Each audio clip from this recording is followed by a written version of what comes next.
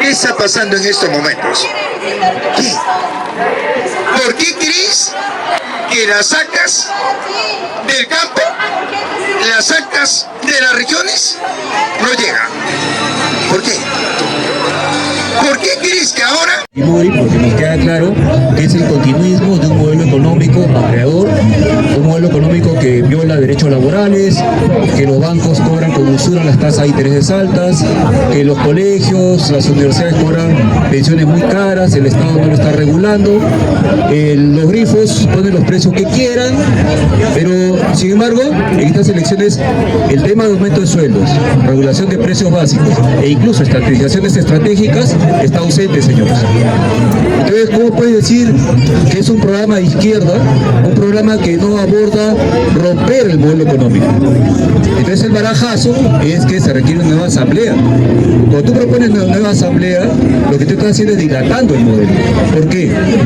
Pues estás haciendo creer a la gente, como la actual constitución de la dictadura, no hay herramientas para romper el modelo. Y si hay herramientas para romper el modelo, con esta constitución, esa que nació en la dictadura, también se elaboró como oposición. E insertaron algunos artículos. El artículo 58 de la Constitución 93 dice bien claro: la Constitución es social de mercado, no es neoliberal. Punto 1. Punto 2. El artículo 70 dice: se puede afectar la propiedad privada por seguridad nacional o interés público. Voy a mostrar los hechos. López Aliaga planteó una demanda para anular los contratos ley de los peajes. Por tanto, anular los contratos ley no es comunismo y está prohibido por la Constitución 93. Pero si la gente va a asimilar por error que se requiere nueva asamblea, tú no sabes cuándo va a ser esa nueva asamblea. Tampoco puedes garantizar que va a ganar la izquierda. Estás apostando por un salto al vacío, porque esa nueva asamblea podría ganar la derecha y podría llegar en el 2040 cuando millones de peruanos hayan muerto de anemia, pensiones bajas, alza de precios. Ahora mismo, con el problema de la guerra de Medio Oriente, están subiendo el precio de la gasolina.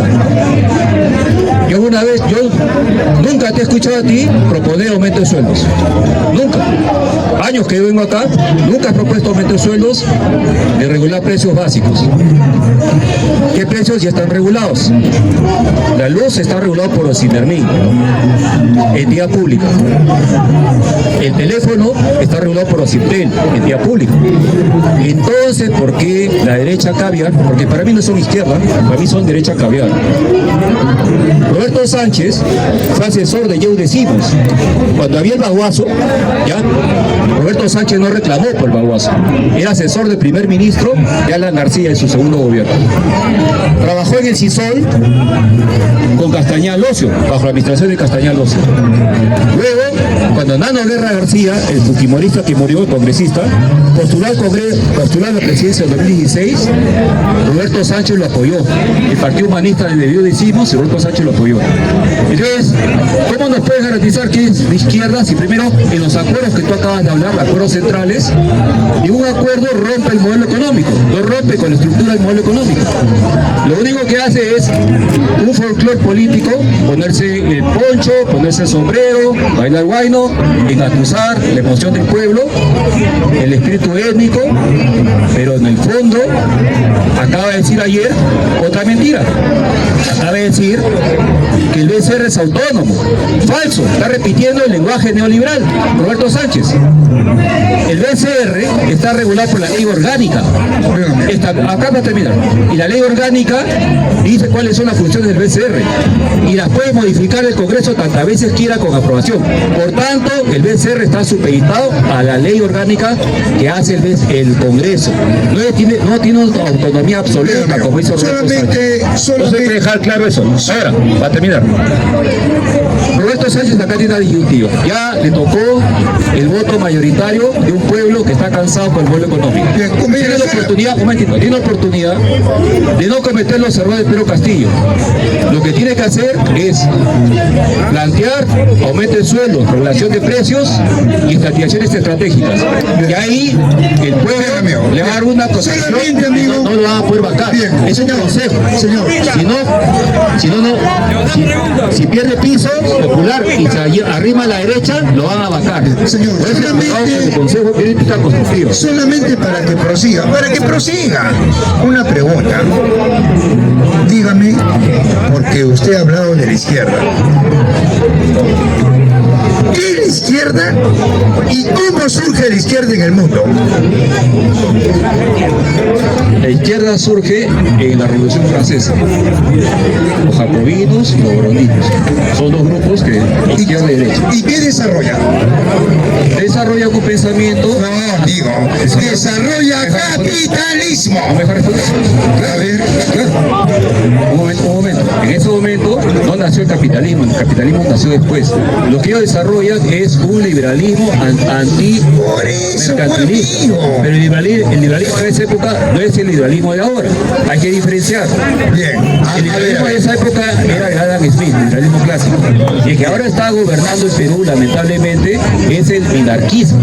Las ideas de Aliaga, Fujimori, de reducir el Estado, son ideas Le minarquistas. pregunto, las ideas de López Aliaga, de Fujimori, de Adam Smith, de los Burgos, ¿se basan en la propiedad privada o no? No. Quiere decir, Voy a sustentar. espera un ratito. Quiere decir que se basan en la economía colectiva. Quiere decir que son comunistas. ¿Es cierto eso? No se puede No me pongas palabras que yo me he dicho, porque yo he dicho eso. Amigo, mira, a ver, un ratito. Mira, amigo. Es que, ¿sabe qué? Pásame ese documento. El de allá. Ese que esté. El otro. Esto y el otro. Mire, señor, es que yo me baso no en lo que yo quiero, sino en lo que leo. Y yo le doy fuentes y autorías. Yo me baso en la lógica dialéctica.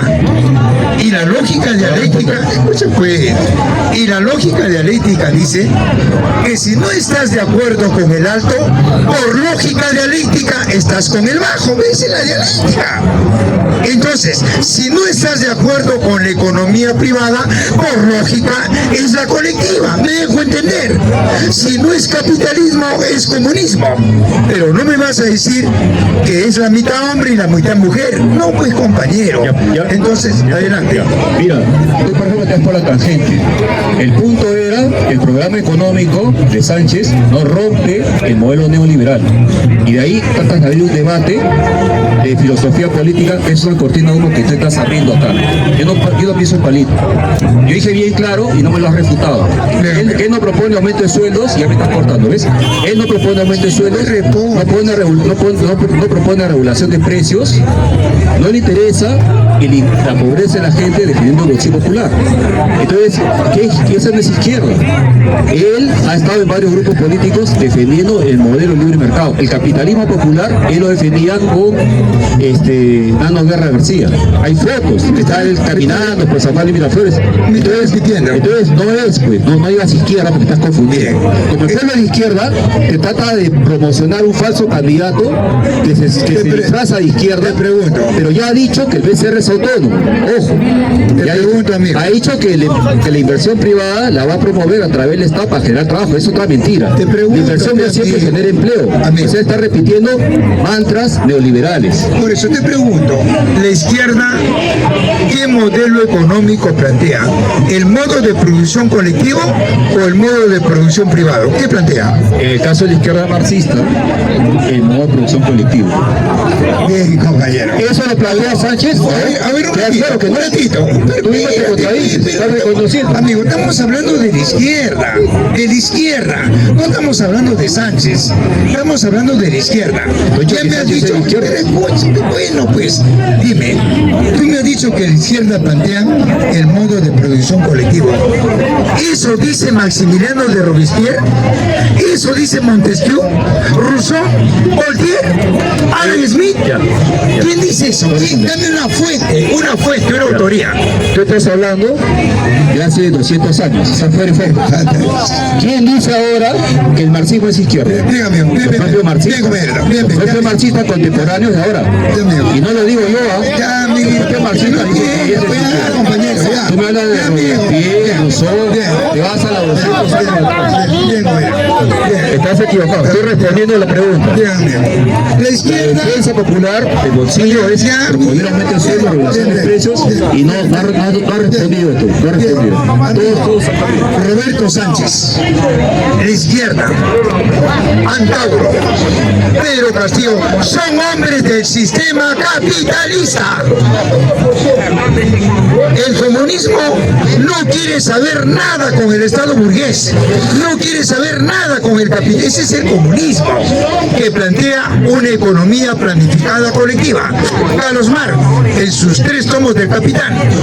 2. El comunismo filosóficamente plantea el materialismo histórico dialéctico, que nada tiene que ver izquierda, nada tiene que ver Roberto Sánchez. Y por último, el comunismo plantea la lucha de clases, es decir, el motor de la historia, la grande mayoría por recuperar el globo, los recursos, y la minoría por mantener en pocas manos. El motor de la historia es la lucha de clases. De eso no estamos hablando, estamos hablando del conflicto que hay en estas elecciones a través del capital estatal y del capital privado, pero los dos defienden el capitalismo. Entonces, amigo, en ese sentido, lo que dice el amigo de Roberto Sánchez es cierto. ¿Roberto Sánchez acaso está contra el Estado?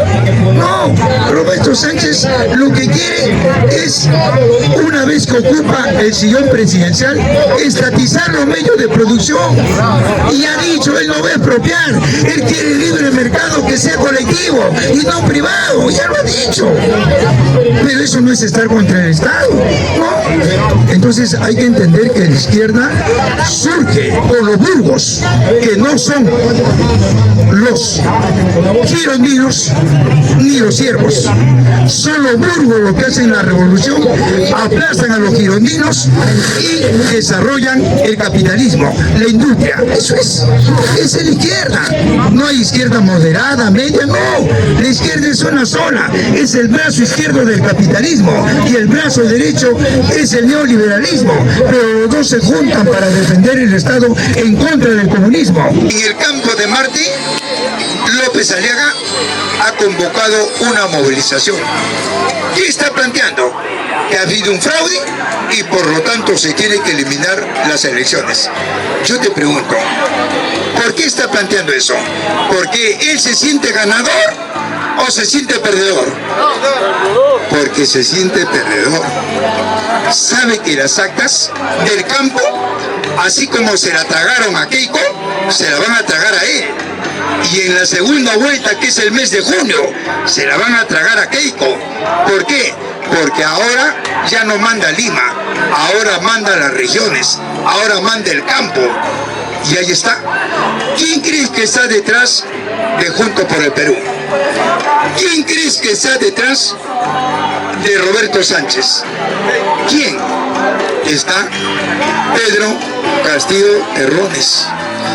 Ese trabajo que ha hecho Pedro Castillo, y Pedro Castillo tiene el apoyo de Walter Adubiri, el máximo representante de las regiones del cono sur del país, y el máximo representante de Puno, Walter Adubiri, avalando a Pedro Castillo Terrones y a Juntos por el Perú. Algo más, Nelly Espinosa, que le ganó al fujimorismo a las elecciones, al doctor Abanto, en el Colegio de Abogados de Lima, hoy en día con Juntos por el Perú, hoy en día con Roberto Sánchez, hoy en día con Pedro Castillo. Pero algo más, Domingo Pérez, el fiscal de la Nación, ya dijo, yo voy a defender a Pedro Castillo Terrones, estoy con él. Oiga, es decir, amigo, prácticamente esta organización de Juntos por el Perú ya se avisora y de repente no hay segunda vuelta, de repente, porque con las actas que va a llegar del campo puede romper los linderos Roberto Sánchez y ganar en primera vuelta. Fíjate, amigo. Por esa razón, el compañero, creemos que la derecha, sí, pues yo le digo participe, no participan. Y cuando uno habla, se ponen a hablar. Esa es mala educación. Estoy rogando para que participe. Y cuando uno está hablando, Bien, bueno, ahorita participan, ¿ya, amigo? Entonces, en ese sentido, es que, y ahora se va, ¿te das cuenta, amigo? Ay, amigo. Estamos acá, amigo, que no estamos para pelear, estamos para intercambiar ideas. De repente tu posición es clara y caramba, no se esclarece, ¿verdad, amigo? Entonces, en ese sentido, es que la desesperación lo ha llegado a convocar a una marcha hoy día a las 5 de la tarde en el campo de Marte a López Sánchez. Su desesperación. La desesperación de Keiko, ¿qué es? Keiko quiere que López Aliaga pase a la segunda vuelta. No quiere que pase Roberto Sánchez porque va a ser aplastada, triturada por las regiones. Ella lo sabe. Por eso es que López Aliaga, en su desesperación, ha mandado a Lunar, anulando todas las actas de Cajamarca. Fíjate, amigo. Él podrá decir cualquier cosa, él podrá mandar a anular, pero el que tiene que resolver es el Jurado Nacional. Y, amigo, no López Aliaga. Pero fíjate la desesperación. Bien. Luego ver. Las actas llegaron, pero los choferes mismos han declarado. Nosotros ya estamos esperando una semana, pero los señores de OMP, Jurado Nacional, alguien encargado, no aparecen para poder abrir. Eso es lo que están diciendo los choferes, conductores que han venido de provincias. Por eso te digo, cuando termine de llegar las actas, ya ahí se sabrá el pitazo final, ¿verdad? Roberto Sánchez no está planteando la nulidad, no está hablando de fraude. Roberto Sánchez está diciendo que se respete el voto popular, que se respete el voto del campesino, el voto del minero. Eso es lo que está diciendo. El que está nervioso es López Aliaga y Keiko, porque si Roberto Sánchez aplasta a López Aliaga, Keiko prácticamente ya ni siquiera que participe a la segunda vuelta, porque sabe ella que en esas 3 derrotas que ha tenido como candidata, es la región en la que la ha derrotado, no Lima, la región es la ha derrotado. ¿Ya, compañero? Bien, amigo. Bien. ¿Algo más? Sí, ¿alguna pregunta, compañeros? ¿Alguna participación? ¿Ninguna? Sí, adelante. A ver, dale. A ver, me va a disculpar por la continua participación. Participo porque veo que no quieren participar y quiero aprovechar el espacio, ¿no? Como le dije antes, yo tengo mi posición. Jamás me gustaría que Fujimori sea presidente. En este caso tampoco López Aliaga, porque sabemos que él viene desde el fujimorismo, del fujimontesinismo, fue asesor de Fujimori, ¿no? Él recibió las concesiones en el año 1999, las concesiones del tren, de los hoteles, de los restaurantes de Cusco, regalado por Fujimori. Y yo también saludo y felicito a Roberto Sánchez por esta victoria, ¿no? Me solidarizo con el hermano Pedro Castillo porque está preso injustamente. Y también felicito y admiro la alianza que ha hecho con Roberto Sánchez, Pedro Castillo, también que ha hecho la alianza con el ex fiscal Domingo Pérez. Pero hay un personaje que yo cuestiono, el señor Antauro Humala, que último ha salido a decir que lo mejor que ha hecho la izquierda es el Sendero Luminoso, algo que yo no comparto, no sé si ustedes lo comparten. Otro punto también que dijo es: vamos a crear el Dios Sol, el Inti Raymi, vamos a imponer a malas otra religión del Inti Raymi para adorar al Sol. Otro punto que también que siempre dice: hay que legalizar la marihuana. Sabemos que la marihuana es la principal droga que empieza a destruir a toda la juventud de los 11, 12 años. Mayormente la juventud empieza con la marihuana y termina consumiendo la cocaína y otras drogas destructivas en los colegios, en las escuelas, en las secundarias. Y cómo una persona puede decir hay que legalizar la marihuana, cómo una persona puede decir hay que imponer la religión, el Inti Raymi, al Dios Sol. Creo que eso se debe respetar, cada religión, cada etnia, cada cultura de cada persona, si adorar al Dios o al diablo, a los pescaditos, a los cristianos católicos. Y y el otro lo que dijo también sobre el Sendero Luminoso, amigo. Pero sí, yo también deseo la victoria de Roberto Sánchez, pero cuestiono la posición de la alianza de Antauro Humala. Mire, amigo, los hombres que están postulando en Juntos por el Perú tienen el libre albedrío de decir lo que ellos quieran. El problema es que para elegir a Roberto Sánchez hay acuerdos centrales que todos han firmado. Primero, el primer acuerdo es la libertad de Pedro Castillo Terrones. El segundo acuerdo, desconocer todo lo actuado desde el momento que Pedro Castillo fue detenido a prisión preventiva. Todo queda nulo. 3. Activar los 70 proyectos de ley que están archivados en el Congreso. Ahí están. 4. Justicia para los 60 campesinos, 70 asesinados. 5. Cárcel para aquellos que han armado un complot. Y ahí está DINA, mandos militares, jueces, fiscales, congresistas, periodistas, etc. Son acuerdos centrales. Ahora, cuando la prensa entrevista a personas que están al interior de Juntos, pueden decir cualquier cosa, pero Roberto Sánchez tiene los acuerdos centrales que se dieron en una plenaria y por eso fue elegido por todas estas organizaciones. ¿Ya, amigo? Inclusive el propio Antauro. Bien. Bien, compañero. ¿Algo más de repente? ¿No? Bien. Para terminar con lo que usted me acaba de decir, usted se me sale por la tangente, ¿no? Se me va a las propuestas del partido. Pero yo me voy a la posición de Antauro Humala porque él es un aliado estratégico. No de es Roberto estratégico. Sánchez, porque el que calla otorga. Él dice una cosa y Roberto Sánchez le deja que hable, que haga sus cosas. Claro, El que calla otorga. Entonces, mira, voy a la posición de Antauro Humala. Eso me- pero Antauro Humala puede decir cualquier cosa. Te estoy hablando de una plenaria donde estuvieron Antauro Humala, estuvo Adelante Pueblo Unido, estuvo Todo con el Pueblo, estuvo organizaciones que tienen sus voceros y han acordado lo que te he dicho. Ahora Antauro en una prensa puede decir cualquier cosa, pero Roberto Sánchez tiene los acuerdos que han tomado todos ellos, Juntos por el Perú. Y eso me refiero, ¿ya, compañero? Bien. ¿Algo más, amigo? Sí. Sí, adelante, adelante. Es bueno que participen las personas, todos y cada uno de nosotros, en vez de estar hablando a las espaldas. Creo que las opiniones son distintas. Esta es una plaza pública. Ahí Jaimito le está invitando de una manera franca, abierta y directamente que participen y no se guarden sus posturas políticas, sus posiciones políticas. O sea, justamente para eso estamos acá, para esclarecernos, para aprender, para saber. Con respecto al señor Antauro Humala, obviamente él tiene un problema y es un problema político.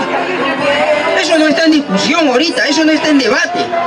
Lo que hay que entender que cosa es una alianza política. El señor puede tener un partido, usted puede tener un partido, un movimiento. Yo puedo tener otro tipo de movimiento político. Puedo tener mis ideas propias, personales, particulares o de grupo. Pero ¿qué es una alianza? Yo voy a hacer una alianza con aquella persona que piensa igual que yo, no necesariamente. Hacemos una alianza porque encontramos un punto de convergencia, acuerdos. Por ejemplo, si yo me junto con él porque él está hablando de asamblea constituyente, yo también. Ese punto me va a unir. Las otras cosas, sus hábitos, sus costumbres, ¿es relevante en esta situación? Yo pienso que no. No necesariamente es una alianza. Además, cuando hubo la convocatoria por el señor Pedro Castillo Terrones, el profesor, varios se juntaron, varios se unieron, algunos discreparon, otros dijeron traidores y otro tipo de discursos. Antauro Humala no estuvo, por eso no es parte de ese grupo político, no es parte del CND Juntos por el Perú, no es parte de nada. Él se sumó casi a los últimos meses de la campaña, se sumó. O sea, ¿era importante su participación en ese momento? Claro que es importante también. No es un factor principal, pero es importante porque mueve masas. Si tú ves a la gente que le sigue, no son muchos como antes. Está diezmado su fuerza, pero este poquito grupo de personas nos interesa o no nos interesa si queremos hacerle frente al enemigo principal de clase acá. Efectivamente, no hay otra manera, no hay otra forma. La historia del proletariado lo ha demostrado por décadas, todo el proceso histórico de la humanidad, que tú le puedes abrazar por trato político y trato diplomático a tu enemigo incluso. En la guerra, la Unión Soviética con los norteamericanos, ¿acaso no hubo acuerdos? Porque tenían puntos en convergencia, pero eran enemigos de clase. En China lo mismo sucedió Mao Zedong con Chiang Kai-shek, la dinastía china. También, a pesar que estaban en una guerra a muerte, pero se venía el imperio japonés, tuvieron que darse la mano, tuvieron que negociar para que lo puedan expulsar al imperio japonés. Igualito. Hay que unir fuerzas. Sus problemas de consumo que él pueda tener, para mí también no es bueno, que lance como discurso, no es bueno, pero le necesitamos ahorita. De eso se trata. Ahora, si Juntos por el Perú ha pasado a la segunda vuelta y es posible que sí pase, ¿es porque es Juntos por el Perú? Yo pienso que no. Como dijo el señor, tras de ellos está Castillo. La imagen de Castillo es lo que ha llevado a que se llegue a la segunda vuelta. La imagen, el cariño, el afecto y lo que ha hecho por ese pueblo, lo reconoce de esa manera, le agradece de esa manera. Bueno, eso es todo, compañeros. Bueno, es cierto porque, y algo más, recuerda que Antauro Humala, antes de ligarse a Juntos por el Perú, ¿sabes qué dijo de Castillo? Que él era un ladrón de gallinas. Y ahí está, ahora se ha unido. Entonces, amigo, lo que dice el amigo es cierto. Están unificando fuerzas, ¿no?, para este proceso electoral, y obviamente la extrema derecha está siendo hackeada. ¿Por qué está siendo hackeada? Porque la derecha no representa a nadie. ¿A quién representa Keiko? ¿Tiene una base campesina? ¿Dirige algún movimiento campesino? ¿Algún movimiento obrero? ¿Minero? ¿Barrial? No maneja. Lo que tiene ella es dinero del gran capital. Donald Trump ha invertido millones. Los grupos de poder han dado millones para comprar dirigentes, para comprar... Esa es la derecha. Por eso es que la derecha no viene acá, porque no puede esclarecer o proponer qué plantean para la sociedad. No tienen nada acá. En la derecha no hay dirigentes, no hay quien organice, no hay quien dirija, no hay. Lo que hay son ladrones, ese tiene la derecha. Están buscando qué saquear. Eso es. Recuerda, amigo, que el 90 Fujimori tenía todo el Estado en sus manos. Tenía el Congreso, el Ejecutivo, las carteras, el aparato militar, todo tenía. Y yo te pregunto, ¿por qué no desarrolló una sola región? Cuando Montesinos llegó a Fujimori, ¿qué es lo que dijo Montesinos? Yo quiero solamente una militancia, el servicio de inteligencia, el resto no lo necesito. Eso es lo que tiene el fujimorismo. Gente que no sabe qué es política, gente que no sabe organizar, que solamente sabe difamar, chantajear, calumniar. Ese es el fujimorismo. Por eso es que ahora ya Keiko está viendo que va a ser derrotada. Ya, con lo que estamos viendo ahorita, ya. Entonces, compañero, creemos que si el pueblo, como lo está haciendo fundamentalmente el campo, oiga, el campo está esclareciendo a Lima, el campo está esclareciendo a la ciudad, porque mira, acá las empresas encuestadoras daban en primer lugar a Keiko, a López Aliaga y al cómico ambulante Álvarez, ¿verdad? Oiga, al día siguiente, ¿por qué crees que esas empresas encuestadoras desaparecieron? ¿Por qué? Se callaron y desaparecieron.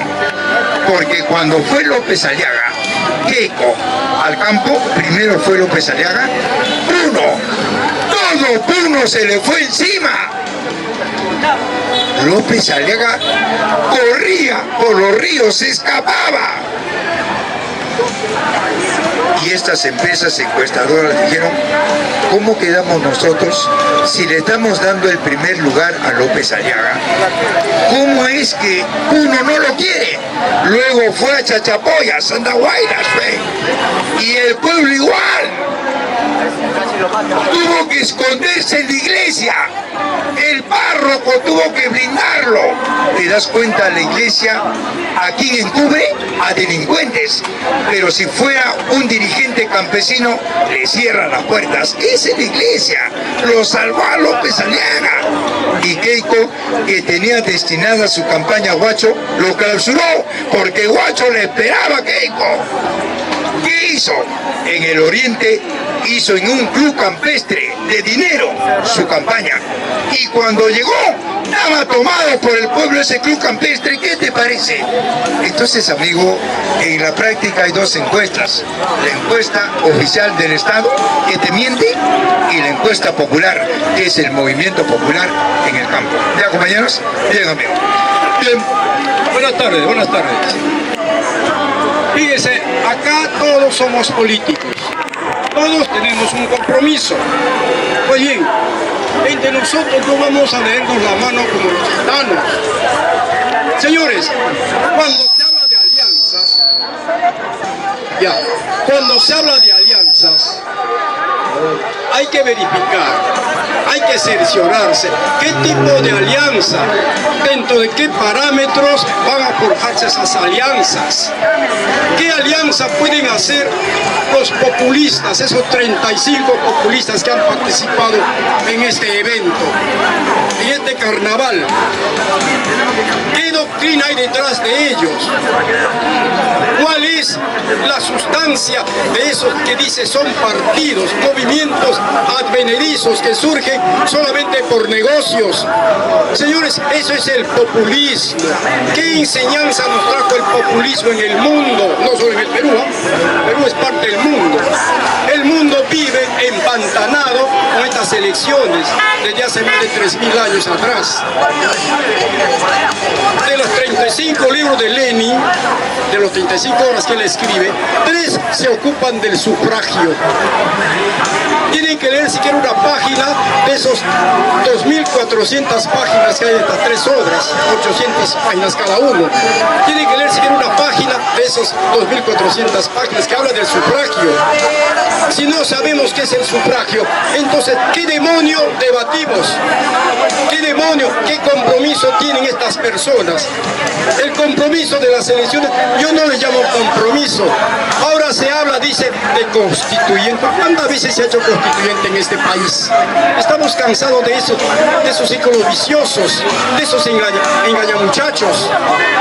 Si no cambias el espectro económico, ¿para qué diablos te sirve la constituyente de Haya, de Fujimori, de quien otro que ha habido por ahí, desde Leguía para acá, o antes de Leguía? Señores, hay que trasuntar los lineamientos políticos y ver cuál es nuestra meta, cuál es nuestro objetivo y cuál es nuestro rol verdadero como proletariado que nos consideramos, aquel que se considera proletariado. Y el que no, pues amigo, que siga hablando de estos populistas baratos que no han enseñado nada al pueblo y que no ha llevado al atraso a estos países como ese que ha habido en Bolivia hace poco, que no quiero ni mencionarlo. ¿Qué enseñanzas te dejan estos señores, estos movimientos, estos regímenes baratos? ¿Para qué sirven? Señores, disculpen que yo reniegue, pero esa es una realidad latente y hay que hablar de eso porque eso nos compromete mejor dentro de nuestros lineamientos, de nuestro compromiso político. Eso se llama proletariado. El que no habla de eso, pues que siga hablando de estos populistas que están ahorita empantanando al pueblo y haciendo al pueblo más bruto de lo que es. Los embrutece. Yo quiero desembrutecerme, señor. Muy amable, por eso por el momento, ¿ya?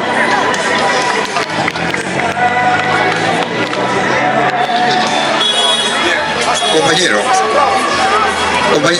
a ver, amigo, sí, miren, compañeros, esto es una plaza pública y acá todos tenemos derecho a preguntar, a opinar. Es una plaza pública donde el que manda es la asamblea, no yo, ustedes mandan. Es eso es lo democrático. Ustedes dicen, señor, quiero que hable de esto, y yo tengo que hablar. Pero yo no puedo imponer lo que yo pienso. Eso es lo que estamos haciendo, amigo. Han preguntado sobre las elecciones y tengo que hablarle de las elecciones. Yo no puedo decir un momento, señor, eso no se habla. Se habla de mi forma de pensar. No, pues compañero, no. Pero eso no quiere decir que yo esté de acuerdo con las elecciones. Estoy haciendo un balance y un análisis que dentro de las elecciones hay un conflicto de intereses, tanto por estatizar y los otros por privatizar. ¿Me dejo entender? Hay un balance de que se han presentado más de 35 partidos políticos y cerca de 30 han quedado en el aire. No han sacado ni un voto. Es decir, no han pasado la valla. ¿Y la valla cuánto es? 1.250.000. No han sacado. Y prácticamente han perdido su inscripción. Ni un diputado y ni un senador.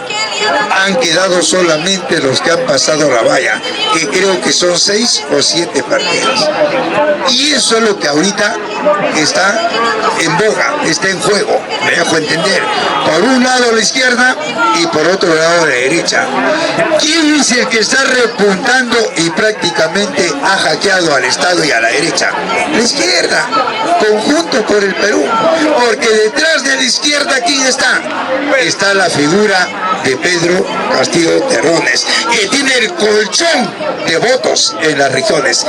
Eso es lo que ha desesperado a Keiko y a López Aliaga. Por eso López Aliaga grita en las calles: es un fraude, que se anulen las elecciones, porque se siente perdido y ha convocado hoy día a una marcha en el campo de Marte. Hasta donde yo he visto no hay ni 4 personas ahí, ni él creo que está, ¿ya compañero? Entonces, amigo, eso hay que decirlo y hay que hacer un balance. Pero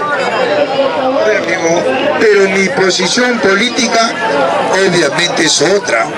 Mi posición política no reconoce al capitalismo ni al Estado peruano. Mi posición política es la del proletariado. Mi posición política es la lucha de clases. Mi posición política es reconocer a las rondas campesinas, a las rondas nativas, a las rondas urbanas y no a la vanguardia del Estado, que es el aparato militar. ¿Me dejo entender? Por eso es otra cosa. Le preguntaron sobre el balance y el análisis de las elecciones y la he dado. ¿Ya, compañero? Casito para dejar el pase libre al otro lado. Más acá, hijita, ¿eh? Más acá, un poquito más acá. Compañeros, una cosa es nacional y otra cosa es nacionalismo. Con mucho cuidado con el ismo. Lo hemos estudiado. El ismo es un sufijo que cuando tú le agregas un sustantivo, le estás dando un grado superlativo. ¿Qué es eso? Es un aporte a las ciencias sociales. Por ejemplo, capital es una cosa, el dinero. Pero capitalismo y es una doctrina económica, filosófica, social. ¿Ya, compañero? Entonces, una cosa es común y otra cosa es populismo. El ismo juega un papel en el mundo entero. Entonces, nacional es toda persona que nace en un país. Pero el nacionalismo es una ideología que surge ¿dónde? ¿Dónde surge el nacionalismo? En Alemania. El nacionalsocialismo, el nacionalismo. ¿Con quién surge? Con Adolfo Hitler. ¿Y surge para qué? ¿Para estar contra el capitalismo o contra el comunismo? Contra el comunismo, ¿ya, compañero? Y servir al capitalismo. Por eso es que Adolfo Hitler defiende el Estado burgués, defiende la Fuerza Armada, defiende la propiedad privada, defiende y es creyente, es irracista. Ahí políticamente surge el racismo con Adolfo Hitler. Y eso es lo que los nacionalistas plantean acá. Por eso es que los nacionalistas no intercambian ideas, porque yo toco doctrinas, principios en economía, en filosofía, en sociología. ¿Ya, compañeros? Bien. Bien, amigos, algo más, alguna otra participación. Sí. ¿Y por qué Adolfo Hitler quería obras de 1,80, 2 metros. Él era enano de 1,50. Es cierto. Y acá también hay aymaras, pero hablan, ¿no? Y dicen que el problema es de raza. Aymaras. Y dicen que los incas medían 3 metros, tenían ojos azules. ¿Te das cuenta? ¿Por qué crees que los tahuantinsuyanos reconocen al Tahuantinsuyo y no la primera sociedad? Los comunistas reconocemos la primera sociedad de todos los países del mundo. En el Perú, ¿cuál fue la primera sociedad? El Imperio Incaico, el Estado Inca, los pre-incas, Caral fue la primera civilización. Estoy hablando de la primera sociedad. Fue 15.000 años antes de nuestra era. ¿Y cuáles eran esas culturas? Pacaicasa, paiján, cibateros, guitarreros, etc. Un paiján no explotaba a otro paiján sino a la naturaleza. A eso Carlos Marx lo llama una economía colectiva, una economía comunista. ¿Qué pasó después? Se fracturó esta sociedad en 2 clases y surge el Estado Inca con el Curaca, la dinastía que comenzó a controlar el trabajo y la educación. Este Estado se desarrolla y se transforma en imperio. ¿Por qué? Porque comenzó a ocupar otras regiones en América Latina. Ahí llegaron los españoles y el pueblo peruano apoyó a los españoles para liberarse del yugo del Imperio Incaico. Al largarse los españoles dejaron un engendro entre el Inca y el español, una casta social de criollos. Estos criollos se repartieron la tierra, el Perú, y se transformaron en terratenientes, los gamonales. Y estos lucharon contra el virreinato. Vino San Martín y los emancipó a estos terratenientes. Y con estos terratenientes hicieron este Estado burgués hasta hoy en día. Eso es la verdadera historia. Por eso es que yo parto de la primera sociedad. Los nacionalistas, los apristas, los tahuantón de parten del Tahuantinsuyo. Y cuando van a un debate, quieren pagar, insultan. No, pues compañero, ¿cómo vas a insultar, amigo? Yo estoy no, te estoy diciendo la verdad. Bien, compañeros. Bien, amigos. Sí.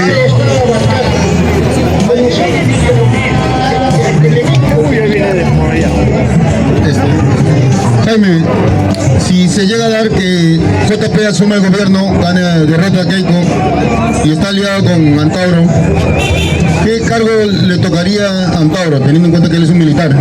Bueno, de hecho que Antauro va a pedir la cartera de defensa. Eso es lo que va a hacer. Pero ahí se va a encontrar Antauro que al interior del aparato militar hay 2 brazos, los que estatizan y los que privatizan. Un poco de lo que le pasó a Velasco. Velasco era una facción de la Fuerza Armada que estatizaba y el otro era Volare Bermúdez que privatizaba y le dio el golpe. ¿Me dejo entender?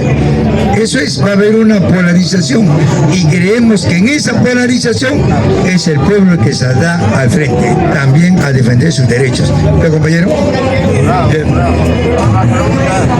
Debería ser algo como el gobierno de Venezuela, donde Chávez y después Maduro tenían el apoyo de todos los militares. Sí, pero acá viene una cosa, es que la izquierda, el estatismo nunca le va a hacer frente al capitalismo. Transan. Ahí está Evo, transó. Ahí está Correa en el Ecuador, transó. Ahí está Maduro, transó. Eso es transan, porque no son opuestos. Los dos, izquierda y derecha, son opuestos al comunismo, sí, pero no al capitalismo. ¿Ya, compañero? Bien, algo más, compañero. Así, revísalo. Ahí están los documentos. No se ha vendido nada, no importa. Compañero, Bueno, tú sabes que la derecha a todo aquel que se opone lo califica como radical, lo califica como terror, lo califica de lo peor. Ese es el lenguaje que maneja la derecha. ¿Y saben por qué lo hace? Porque no tiene argumento para rebatir. Bueno sería que acá venga un representante de la derecha y Antauro, para que debatan, pero no debaten, pues compañeros, se insultan. Queremos que nos digan qué modelo económico plantean, que nos digan qué modelo filosófico plantean y qué modelo social. Los dos son iguales, pues compañeros, puede ser que no hay debate. Hay debate entre un comunista y un capitalista, hay debate, pero no entre dos que sirven al Estado, amigo. Bien, compañero. Profe, ¿el neoliberalismo surge con la propiedad privada? Por supuesto, la propiedad privada se instaura con la burguesía, con una clase dominante para hablar con propiedad. Y esta clase dominante es la que instaura en todo el planeta la propiedad privada. Es decir, la propiedad privada vive de lo colectivo. La propiedad privada no trabaja, vive del que trabaja. Por eso es que decimos nosotros, los comunistas, el que trabaja no vive, sobrevive, y el que no trabaja vive. El que trabaja no come, y el que no trabaja bota la comida. El que trabaja no tiene salud, educación, vivienda, y el que no trabaja tiene residencias, universidades privadas. ¿Y de dónde lo consiguió? Y hay gente que dice, no, es que él es más inteligente, es que él se preocupó por estudiar. Oiga, amigo, dime, ¿alguien no estudia? ¿Por qué crees que los jóvenes se truncan en la secundaria? ¿Por qué? Porque el sistema económico te oprime. No hay para postular a una universidad. Tienes que pelear. Y ese es gasto de tiempo, etcétera. Porque no hay el factor económico. Porque el sueldo mínimo, ahí está pues, 1.200. Por eso Roberto Sánchez ha dicho que el sueldo mínimo va a ser una unidad impositiva tributaria, 5.250. Ya lo planteó Roberto Sánchez. Pero ¿quién se está oponiendo? La derecha. ¿No recuerdas a Pedro Castillo que dijo? El 10% del presupuesto para la educación.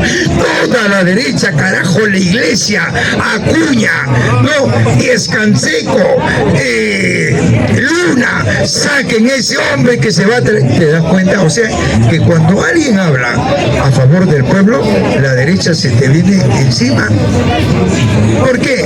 Porque ellos viven del presupuesto de la educación, de la salud, de la vivienda. O sea, todo es mercado para ellos. Y por eso es que los candidatos invierten millones, porque saben que eso lo van a recuperar con una sola firma. Así es. ¿No ve que pones en manos los recursos de las transnacionales, de las grandes corporaciones? Solamente tu firma ya tiene los millones. ¿Dónde te lo guardan? ¿En el banco de crédito? No. Interbank no. En paraísos fiscales. Se llama offshore. Islas como Singapur, Bahamas. Ahí guardan su dinero ellos. El pobre no. El pobre guarda en el banco de crédito Continental, Interbank, y el capitalismo está viendo. Ve que tienes, carajo, una cantidad. A ver, hijo, ¿cómo has conseguido ese dinero? ¿Trabajando? No, demuéstrame. Carajo, te lo quitan. Ese es el capitalismo. Una tira de ladrones, carajo. Y hay gente que le gusta que le roben. Le gusta. Ven, compañero. Jaime, se pronunció el señor Noblecida y a responsabilidad a Urresti lo calificó de fascista y dijo que el señor Noblecida estaba haciendo un trabajo en provincias de concientización, y al nombrarlo a Urresti todo ese trabajo se fue abajo. Digo que ya ya renunció, podemos, por si acaso, no decía. Bien, yo que no ofrecía, mejor me hubiera quedado callado. Con eso ha demostrado su ignorancia política. Si no ofrecía, sabe con quién estaba. Él sabía, yo lo dije acá. Si no ofrecía, usted tranquilamente puede ser senador, pero no con esa organización corrupta de Podemos. Eso estaba, sabía él. ¿Y por qué lo he dicho recién? Porque perdió, pues, ¿te das cuenta, amigo? Mejor es que se quede callado. Bien, compañeros. Bien. Algo más, ¿no, amigo? Sí. ¿Algún aporte más o alguna pregunta más? Sí, adelante. Jaimito, lo que yo podía recordar del 7 de diciembre hasta la fecha, ¿quién es el ganador en este momento en las elecciones? Es el fujimorismo, por lo que ha sacado ese 15-17%. ¿Por qué? Porque cuando toma el poder en base al golpe de Estado, dándole un golpe de Estado al presidente Castillo, y se apropian el poder, el Congreso, de todos los poderes prácticamente, y los utiliza a todos los partidos de la derecha, el Taburresti, su partido que es Podemos, el Lampa, XX, los que no han pasado ahora es la valla electoral. Vale decir, los ha utilizado para los mismos beneficios de ese partido fujimorista. El partido fujimorista, su ideología es divide y reinarás. Ha dividido a más de 35 partidos. ¿A cuánto es el 10%? El 10% de los 22.000 votantes hábiles serían 2.200.000. ¿Cuánto tiene el fujimorismo? El 10%. Ese 15% de 2 millones de votos que ha sacado en este momento, se hace ese 15%. Vale decir, no hay ningún partido ha pasado el 50%. Ninguno, para poder ser gobierno en primera vuelta. Entonces, ellos, como en su palabra en el debate, yo escuché a esa señora, dijo: Aliaga, no te preocupes, ¿no? El enemigo es la izquierda. ¿Qué dijo? Justo lo que está haciendo ese papel de tonto útil, de payaso, haciendo el conflicto, e incluso puedo pensar y puedo creer que ellos mismos han sembrado todo ese alboroto para hacer la marcha. ¿Por qué? Porque ellos son de crear algo, como se dice, ¿no? Crea un conflicto para posteriormente justificar. ¿Qué quieren justificar? Quieren justificar un fraude, quieren justificar para sacarlo al miembro del ente, del OMPE. Entonces, en momentos de que estamos en unas elecciones, pues, prácticamente están coaccionados por el mismo Congreso, por la misma Fiscalía. Corbeto lo tienen coaccionado, agarrado del cuello, quiere que, en otras palabras, yo puedo presumir de que quiere que sea a favor de Aliaga, para que la derecha nomás pues se vaya ya con cancha libre a la segunda vuelta, ¿no? Gane uno, gane otro, es lo mismo, ¿no? Lo que han hecho, lo que realmente es dividir, crear conflicto, y es un tiempecito para que se estaban tomando, para que la gente se cuaje. Por lo menos el resultado nos van a dar el 15 de mayo, lo que dice la noticia, ¿no? Entonces, ¿qué es esto? Simplemente, como utilizan esa filosofía que mucho lo veo yo y me gusta leer, que es la filosofía de Maquiavelo, ¿no? Miente, coacciona, e incluso amenaza, ¿no? Amenaza. Mire, yo he visto hoy día por todas las partes de la policía, el Congreso, sin embargo, ha sacado una ley que pueden utilizar las armas en estado de emergencia. Pero yo pienso de que un policía es muy profesional para usar las armas, no para que le ordenen y lo usen, porque la ley lo dice: primero está la vida. No se puede asesinar así nomás, a mansalva, como lo asesinaron en Puno, en mi tierra. Y eso es de lesa humanidad, ellos lo saben. Como militar, ex militar también, yo sé cuándo se usan las armas, pero lamentablemente no ha sido como lo dice la ley. Y lamentable, todo militar profesional es responsable de sus actos. Si tienen que ir a la cárcel, irán a la cárcel. Muchas gracias. Bien, compañero. Esa tesis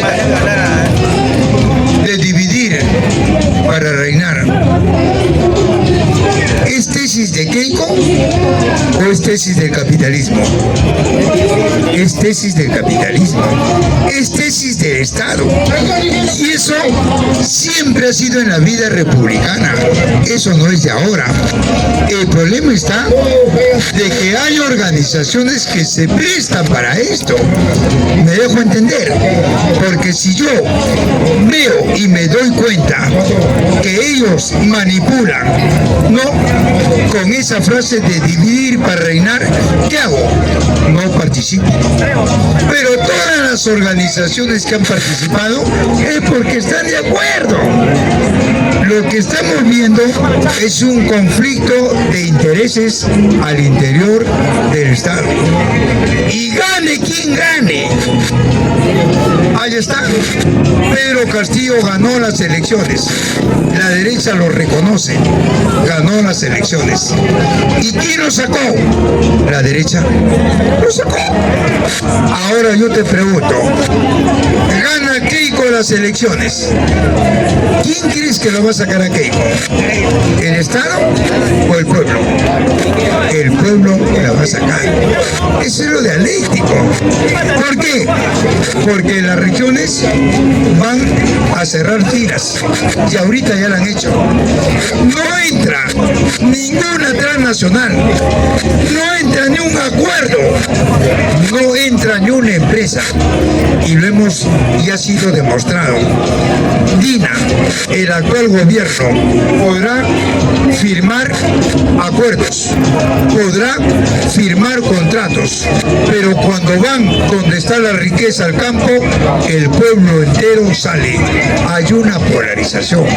Por lo tanto, si Keiko gana las elecciones, yo te pregunto, ¿de qué le valen sus contratos leyes? ¿De qué? ¿De qué le vale que tome acuerdos con las transnacionales si el campo está al frente? Si el campo le va a decir no. Por eso, gobierno que salga, si no se pone del lado del Estado, está con el pueblo y el Estado se le va encima. Y si el gobierno que salga, quien sea, se pone del lado del Estado, el pueblo se le va encima. Es decir, va a haber una polarización. Y en esa polarización que hay entre el Estado y el pueblo, del pueblo saldrá la vanguardia, saldrán los hombres más preclaros, saldrán los hombres más lucios, y ellos son los que van a hacer los cambios estructurales, sociales y socioeconómicos. ¿Sí, compañeros? Bien, amigo. Jaime, a ver, cuando usted dice que el pueblo, si entra Keiko, el pueblo lo va a sacar, eso suena muy romántico, ¿no? Pero acuérdate que el que tiene el poder del gobierno tiene el poder de la Fuerza Armada. Y sacarlo del gobierno es que el pueblo ahí lo va a sacar del palacio, o solamente no lo va a dejar entrar a ese sector nomás. Eso no es sacarlo, eso solamente es no darle pase a un sector, pero no es sacarlo del gobierno. ¿En qué momento lo va a sacar? ¿En qué momento he dicho yo eso? Usted ha dicho que el pueblo lo va a sacar. Ah, Sí, ¿qué he dicho? ¿y cómo? A ver, ¿cómo? ¿Cómo he dicho? ¿Cómo? ¿Cómo? He dicho y vuelvo a repetir, acá todos me han entendido. He dicho de que el Estado, ¿en qué se basa? El Estado se basa en darle las puertas abiertas para que las grandes inversiones, para que las grandes transnacionales, para que las grandes corporaciones monopolios puedan penetrar. ¿A dónde? ¿A Miraflores? ¿Al Palacio? ¿A dónde? ¿A Monterrico? ¿A dónde? ¡Al campo! Donde está la riqueza, donde está el petróleo, el gas, los minerales, ahí. Y el campo está cerrando filas. Y más aún, si gana la derecha, el Estado va a decir no entras acá. ¿Y qué va a hacer el Estado? Ya lo dije, ya lo dije, va a reprimir. Y en esa represión va a salir, estoy volviendo a repetir, saldrán los más lúcidos. Y hay o no hay gente que quiere pelear. Ay, pues, ay, va a salir la vanguardia ahí. Y ahí va a haber una polarización. Eso nos interesa a nosotros. ¿Ya, amigo? Bien, compañero. Sí. Sí, le escucho. A ver. Quería hacerle una pregunta. Perdón, sí. Ahí. Quería hacer una consulta, una pregunta. Para mi opinión, no sé, usted quisiera que también nos diga, para mi opinión al señor Corbeto prácticamente le han hecho el boicot completo en las elecciones para sacarlo, porque pienso que el Congreso y todos los que están ahorita en contra de producir la derecha, lo que ellos quieren es tomar la OMPE y el Jurado Nacional de Elecciones. Esa es su meta de ellos. No sé qué pensará usted. Sí, es cierto. Es cierto. Y a mí me interesa que en este conflicto tome el control la extrema derecha. ¿Sabe por qué? Porque va a polarizar al país.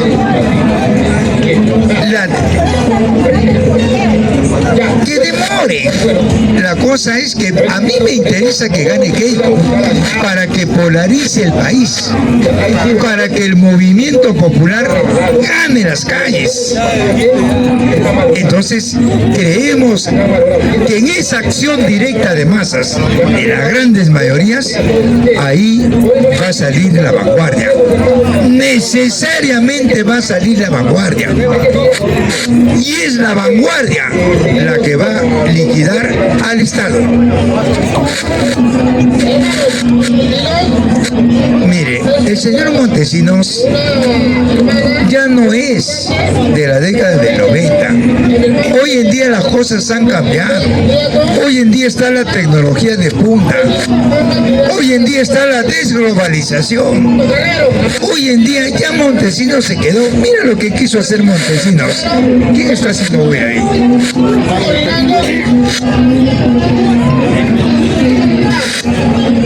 ¿Qué está haciendo bulla? Están interfiriendo su parlante con este parlante. Ah. Ponte adelante el parlante conmigo. Mire, Montesinos planteó el arte de la guerra de Sun Tzu.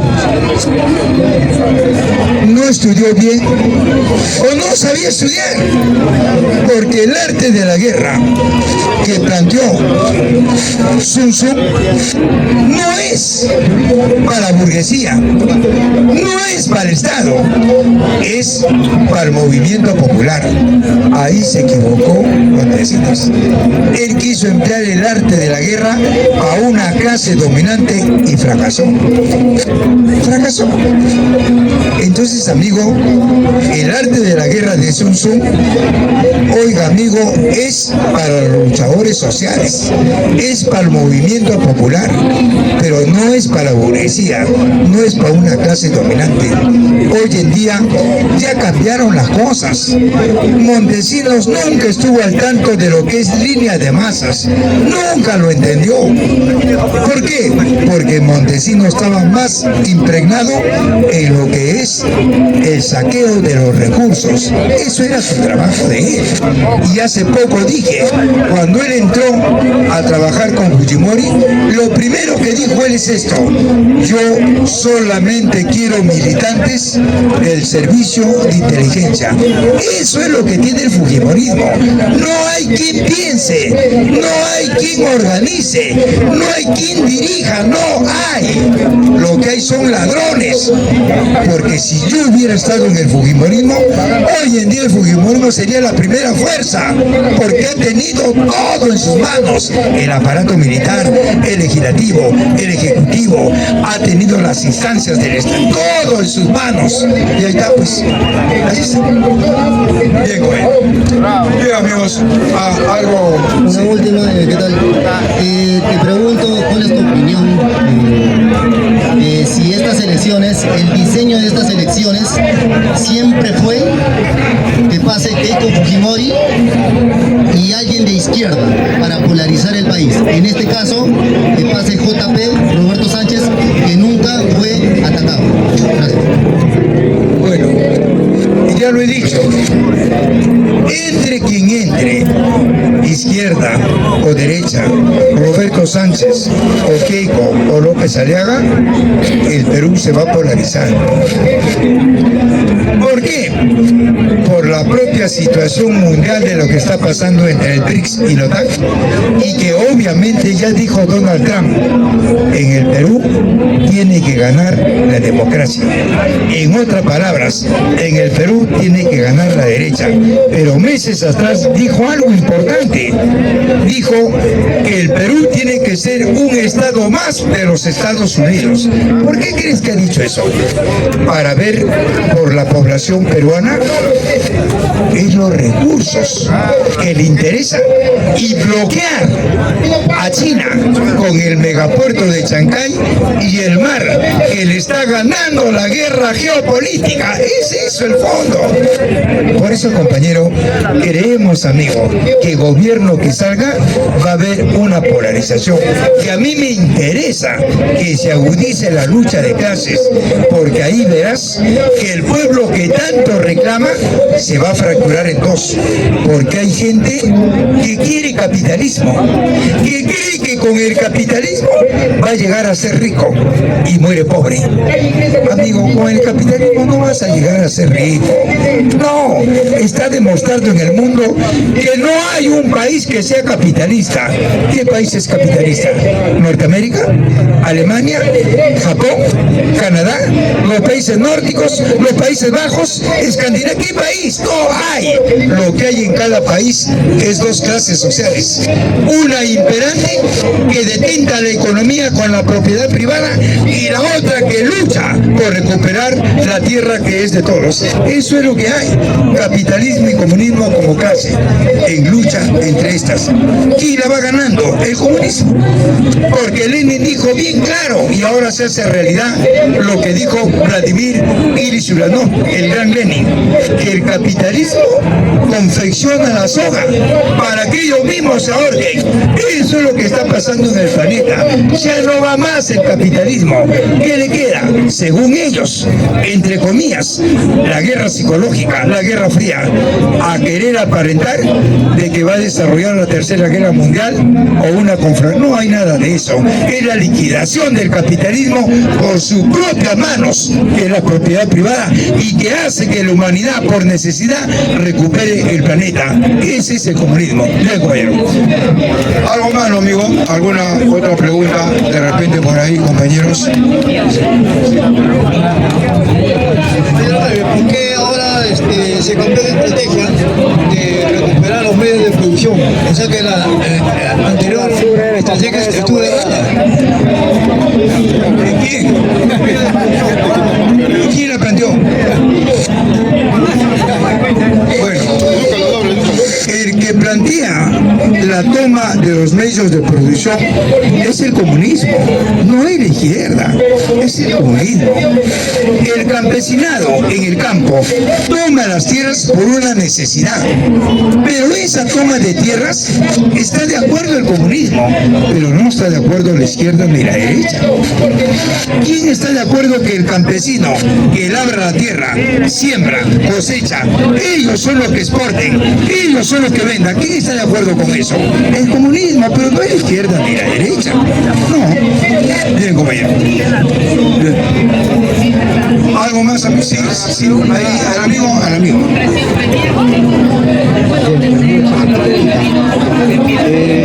Usted hace mención de que sería favorable si por ahora que ganara.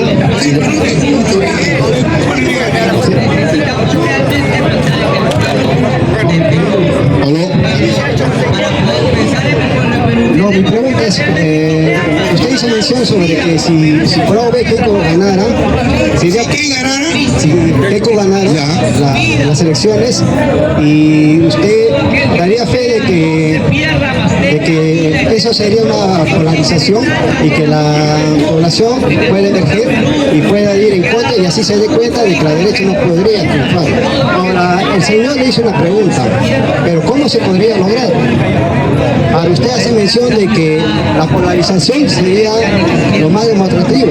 Ahora, a mí todo ello me estaría sonando de que lo que él dijo es de que si la derecha ya tiene el poder más las Fuerzas Armadas, que sería a su favor, entonces esto entraría, digo yo, en un combate entre claro, Claro, el ejército y la población. En pocas palabras, eso sería como una guerra civil. Ahora, ante esta guerra civil, alguna institución o organización internacional podría dar una intervención en favor a la población, a excepción de Donald Trump, que de forma autoritarismo ya lo está demostrando, pero en beneficio suyo. Pero la pregunta es, ¿alguna organización puede intervenir y decir basta de que se está demostrando que en este país, Perú, la población con un 50, mayor del 50% no quiere a la derecha y por ende se está devastando todo esto en medio de la guerra civil? ¿Puede intervenir? ¿Sabe qué, amigo? Los organismos internacionales no están para guerras no convencionales. Una guerra civil implica que salga la dirección, la vanguardia que va a dirigir la revolución en contra del Estado. Y el Estado tiene su vanguardia también, que es el aparato militar. El aparato militar no conoce que es una guerra no convencional, no está preparado. En el mundo, la Fuerza Armada no está preparado para una guerra no convencional, están preparados para guerras convencionales.